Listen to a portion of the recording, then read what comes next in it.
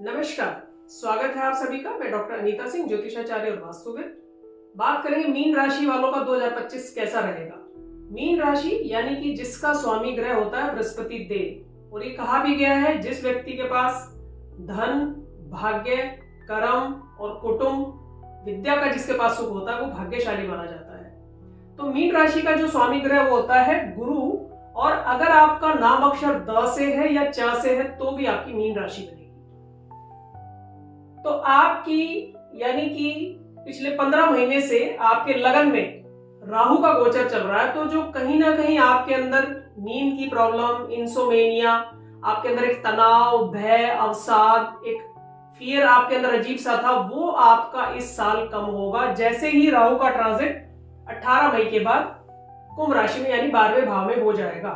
हालांकि स्वास्थ्य का आपको ध्यान रखना है। अगर आपको कोई नशे वगैरह की लत है तो आपको अपने लीवर का भी टेस्ट कराना चाहिए, बॉडी प्रोफाइल भी कराना चाहिए, क्योंकि यहाँ राहु का जैसे 12वें भाव में गोचर होगा, क्योंकि आप लोग साढ़े सती के फेस में भी चल रहे हैं, तो कहीं ना कहीं आपकी हेल्थ पे खर्चा हो सकता है। और शनि भी तीसरी दृष्टि से यानी परिवार में भी किसी के हेल्थ को लेकर आपका पैसे का खर्चा हो सकता है।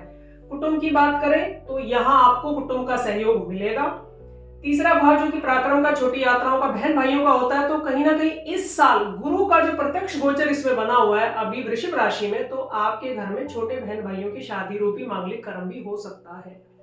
सुख संपत्ति की बात करें तो गुरु का गोचर जैसे ही चौथे भाव में होगा 14 मई के बाद, तो आपको कहीं ना कहीं रेंटल इनकम जनरेट होगी या आपकी संपत्ति बढ़ेगी भी, आप अपनी प्रॉपर्टी बढ़ाएंगे, कोई नया व्हीकल भी आप ले सकते हैं।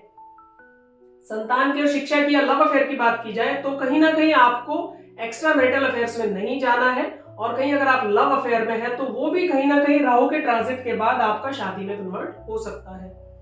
ऋण रोग कर्जों की बात करें तो यहाँ आपको पारिवारिक मसलों में, पारिवारिक विवादों से तनाव होकर कहीं ना कहीं कोर्ट कचहरी का आपका बन सकता है। जैसे राहु का ट्रांजिट यहाँ आएगा तो आपको किसी के भी साथ अपने कुटुंब के रिश्तों में विवाद में नहीं पड़ना है, उसको इग्नोर करना है।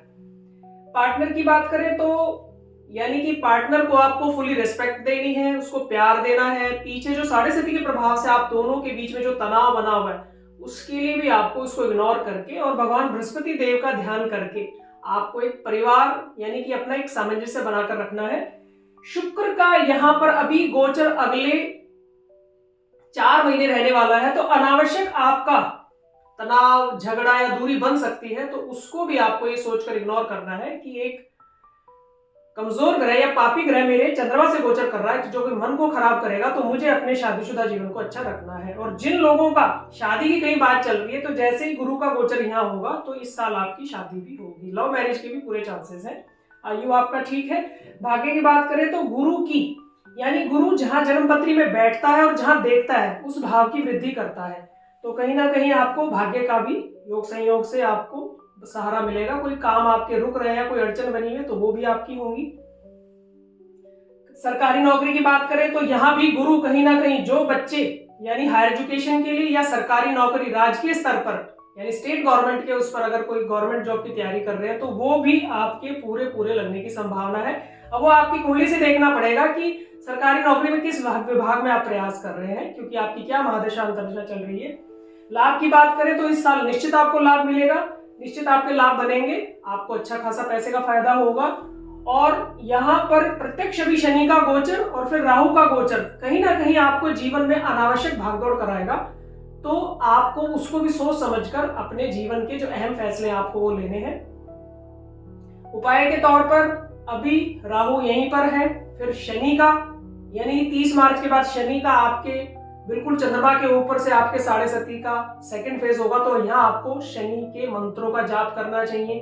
अपने पार्टनर को फुली, चाहे आप मेल है या फीमेल है, तो उसको रेस्पेक्ट करना चाहिए।